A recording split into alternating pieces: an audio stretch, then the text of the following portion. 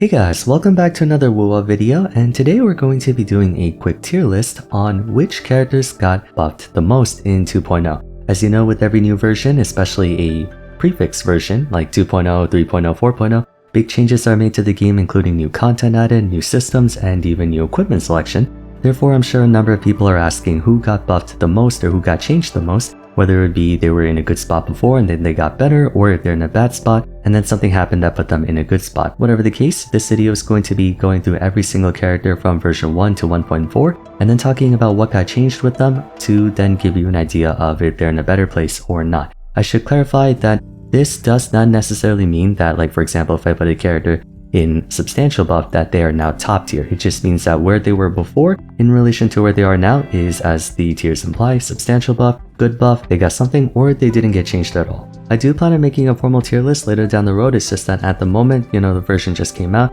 We need a bit of time to look at every single character, what got changed, and things like that before we make a full evaluation on where every character stands. But for the time being, this video should get you situated on what characters got improved or what got changed. I'll be going through relatively quickly, but I do hope that you enjoy the video nonetheless. Anyways, let's begin with Spectral Rover. Spectral Rover, I would say, got a substantial buff. Reason for that, they got the new Spectral set and the new Spectral Frazzle mechanic, which it pertains to the Eternal Radiance Echo set, the new one, where if you inflict enemies with Spectral Frazzle, you get crit rate, and then if you max out the stacks, then you get 15% spectral damage, which is good. Obviously, Spectral Rover isn't exactly a premier DPS character right now, but if you're a brand new player, and there are a lot of new players coming in 2.0, then Spectral Rover definitely is in a much better position than they were back in version 1.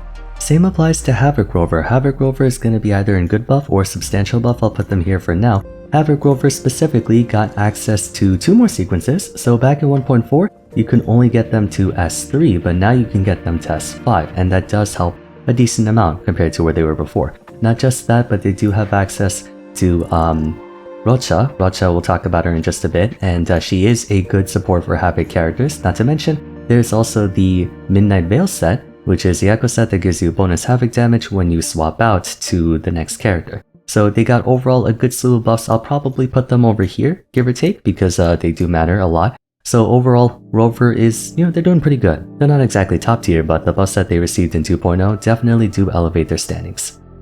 Okay, then we have Verena. Verena has no buff. In fact, none of the sustained characters in particular really got in any meaningful buff, except maybe Yohu. But yeah, that's just because they still use the same set they used before. They still use Rejuvenating Glow, and there really hasn't been any change. But at the same time, they don't need a change. The sustain units are really good. Okay, Encore. Encore got something. I'll say something. Reason for that is because even though they didn't get a new Echo set, they did get a new Echo, which is the Nightmare Inferno Rider. Now, the regular Inferno Rider gives basic attack damage increase, which is much more in line with what Encore wants to do, compared to Nightmare Inferno Rider, which is a skill boost. The thing is, and having a Nightmare Inferno Rider, which means you get the buffs from the Echo without having to actually use the Echo, can be helpful for players who don't have experience in mechanics to overall kind of balance out the fact that even though it is a minor DPS loss, it's more consistent. So she did technically get a small buff. It's a small buff. It's a very small buff, but she got something. Alright, so we have Carpaccio here. Alright, Calcium, I'm going to give him a good buff. Even though he'll forever live in the shadow of Shangli Yao, I do think that the buffs given to him through the form of the new Nightmare Thundering Memphis is something worth acknowledging. The main difference between Nightmare Echoes and the regular version is that Nightmare Echoes give the Echo stat buffs passively, in the sense that you don't actually have to use the Echo to get the bonus in attribute damage and then whatever attack style damage you do. In this case, it's Electro and Liberation. You have it consistently, which is good because for Calculator specifically, he doesn't want to use his Echo, or rather he doesn't want to use an Echo that forces him off his rotation because he needs every single frame he can get. And in doing so, he essentially obtains a free boost to his Electro and Liberation damage, both parameters that he uses very well. So overall, I would say that Cucumber got a pretty good buff. It's not really going to change his objective standing too much, but it's still something that for you Calzone mains out there, you can very much appreciate. Tianqin got no buff. Poor thing.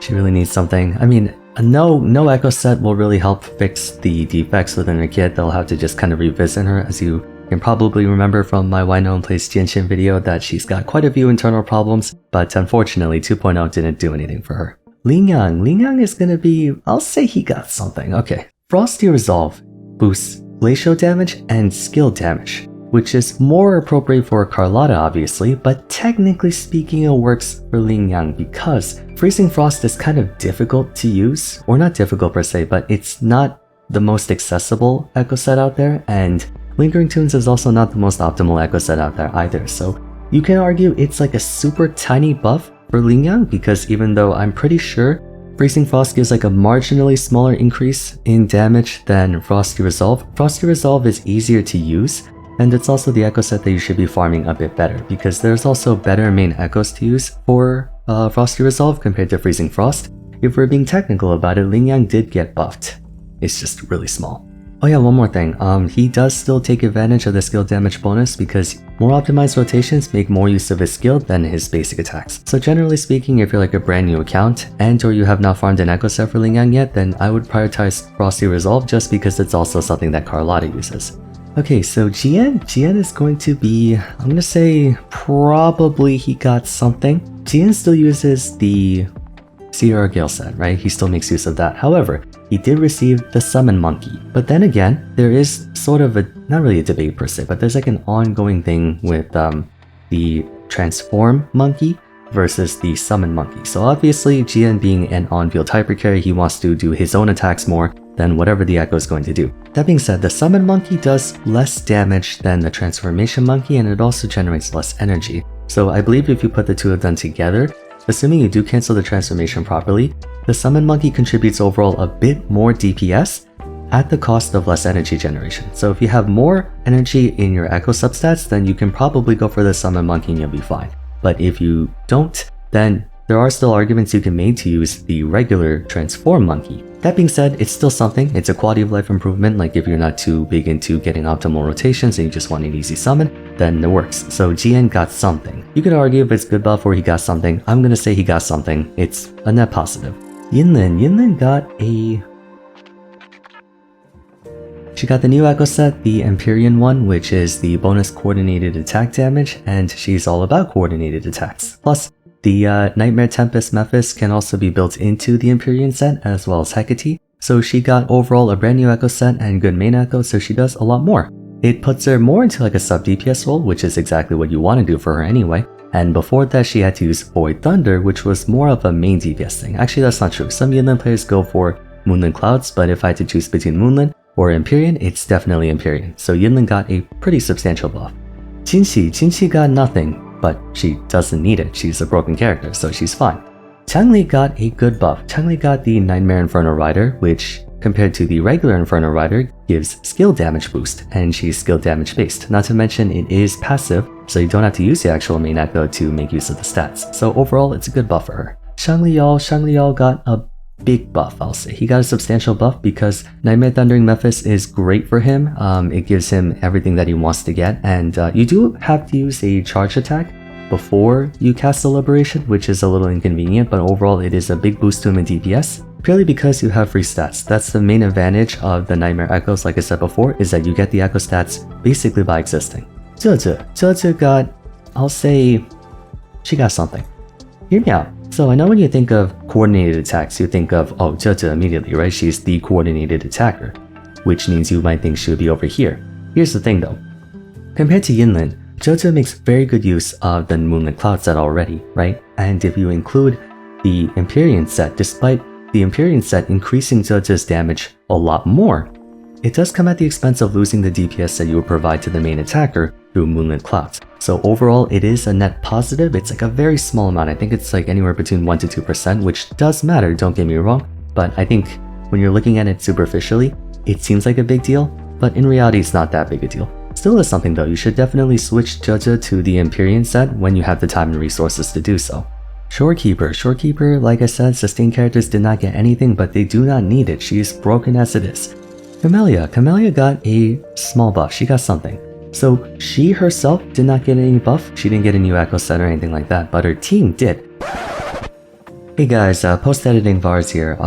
So really quickly, the comment of her not getting buffed is actually not true because I forgot there's the Nightmare Crownless Echo, which does give 12% basic attack damage bonus, and it also gives the Havoc damage bonus, without having to be used. And since Camellia is another one of those characters who doesn't want to really use her echo because she's in the middle of using her own combo, then that's actually a pretty substantial buff for her. So I'm actually going to move her in retrospect up to good buff tier, because it's not like, you know, the biggest thing out there, but the fact that she went from basically having no echo bonuses to having echo bonuses is worth mentioning. So yeah, I'm gonna find a way to maybe see if I can move her up there, but just in case I can't, because I'm not really good at Photoshop, yeah, for the rest of the video, we'll put her up in good tier. So I'll put like something on screen to make sure that's taken care of. First and foremost, you have the Midnight Veil, which I talked about with Havoc Rover, where the Midnight Veil provides bonus Havoc damage to the next character coming in. So if you attach this to your number 2, then they give it to Camellia, same way you do for Havoc Rover. Additionally, there is, again, Rocha. Rocha is good for buffing Havoc characters because she provides attack, basic attack damage, which is exactly what Camellia does, and in addition to Havoc damage too, then she also does give a bit of her own damage in the form of like grouping and things like that. So Rocha is a good buff for Camellia. However, Sanhua is still really good, right? Because we're wearing, you know, if you put in Rocha, then it's in place of Sanhua. Sanhua does a lot for Camellia as it is. So even though Rocha is a big buff for Havoc Rover, Camellia has a much better number 2. And so therefore, it's not that big of an increase. Overall, I would say it's like anywhere between here and here. I'll say probably here is for the most part, like you don't have to go out of your way to get the improvements on her, but it still is an improvement. Okay, so that's all the 5 stars they have available at the moment. Obviously, Carlotta and Rocha are the new characters. They don't get buffed because they're now one from version 1. Dungeon's next. Dungeon got a small buff. So, like I mentioned with Camellia and Havoc Rover, she got the new Midnight Veil set, and she also obtains the Nightmare Crownless Echo, which is helpful for her. So if you want to use Dungeon more as a support or like a backup attacker, then she can do her job even better than before. Let me actually rephrase that because I don't want to confuse anyone. The Nightmare Crownless is for if you're going DPS Dungeon, whereas the Midnight Veil set is if you're going for support Dungeon. Let's just establish that. Nightmare Crownless is good for Dungeon if you're building her as an attacker. Alto got, I'm gonna say small buff. So Alto, despite being, you know, one of the more underwhelming units in the game, he does benefit from the Nightmare Monkey because it's a summon. He also technically got buffed from the new free-to-play gun, which could be beneficial for him. Still not really improving his position all that much, but it is a buff. Tisha actually got quite a bit, I'll say. She did get a decent amount, I'll say either here or not so much here, probably here. So number 1, Nightmare Inferno Rider, which gives skill damage percent, passively as well, that's a big one. And then Carlotta's signature weapon is surprisingly good on her. Gives her a big skill damage buff, and the passive works really nicely with her kit. So Tisha overall got decent improvements and is a pretty decent attacker if you go through all of it. And because of that, we'll put her in good buff. Talchi will be in small buff. I say small buff because she finally has a party member that she can pair up with pretty nicely in the form of Carlotta. That's about it. It is still something. Mortifi got a small buff, I'll say. The Empyrean set, of course, and the new Echo, plus the new weapon, the new guns added. So gun users in general just got improvements because they got a new gun option, and for him, he got the new Echo set. Same thing as Jojo, where he was already supporting quite well with the Moonlit Cloud set compared to Yinin, who wasn't going Moonlit Clouds, or you could, but before you just went Void Thunder for her. But now that she has Empyrean, she gets a much bigger buff, whereas Mortifi, you get a big buff in personal damage, but it comes at the expense of losing the Moonlit Cloud set. You could technically have the Moonlit Cloud set on your 3rd character, but your 3rd character usually has Rejuvenating Glow. So overall, it's still a little bit better if you gear towards it, and therefore you can say he got something. Yuanwu did not get buffed at all, and he probably won't because he needs defense scaling, and he doesn't really do anything else after that. You know, maybe you can say that Empyrean set works on him, but in his case, his coordinated attack is not meant for damage, per se. It's more for like stacking up Jinxi's thing, that's about it. He doesn't really do that much damage. So in practice, it really doesn't do anything for him. Baizu got no buff because Healer got no buff except for 1. And Sanhua, I'll say also no buff. Okay, she still uses Moonlit Cloud set. She doesn't make use of any of the other Echo sets or any of the new ones. If we want to cope, we could say she got something because she is once again a decent option to have for Carlotta. So it's kind of the, I don't know if I want to call it the Shangling effect, where everything's like a very tiny, minuscule indirect buff for her. But let's just put her here for now. She did not change at all. Then again, she doesn't need to. Yang did not get a buff. She still uses Moonlit Clouds, so you want to keep her on that. Then we have Yohu. Yohu actually did get a small buff. Main thing is that she has the Empyrean set, or she doesn't use Empyrean set. Rather, because coordinated attackers have the Empyrean set, and because she buffs coordinated attacks, her ultra skill matters a bit more, because prior to Empyrean set, Mortifi and Jojo, I mean, their follow-up attack damage didn't matter, but it was mostly for going Moonlit Cloud set that they supported their team. Now, however, their personal damage matters a bit more, and so if you want, you can argue that Yohu did get a small buff because the DPS of the people she's supporting matter a lot more. Finally, we have Lumi. Lumi got something. Nightmare Tempest or Nightmare Thundering Memphis, either one you want to use. Point being, they give passive stats, and that's good for her. So it is a buff. Okay, so that concludes my video on which characters in Wuwa got buffed from version 1.4 to 2.0. A lot of the roster got changed, which means there's a lot of farming and refarming you have to do. The ones down here, they didn't get buffed that much. You can, whatever you had before, you can still keep doing, but if you do want to work on them, then you can. And yeah, as we investigate more of the new Ectos, and of course as you get more characters in 2.0, I'll eventually release the regular tier list to see where everyone falls in the metagame. I don't want to make it right now because I do want to make sure I consult many theory crafters on this and cross-reference as much as I can. But until then, hope you guys enjoyed the video. I hope this was helpful. You can let me know in the comments down below if you have any questions or whatnot. But for the time being, if you enjoyed the video, a like and subscribe would be much appreciated. Don't forget to follow me on Twitter at Vars, join my Discord server, and check out my video on the best deco set for each character if you haven't yet. But till next time, thanks so much for watching, and I look forward to seeing you again soon. Take care.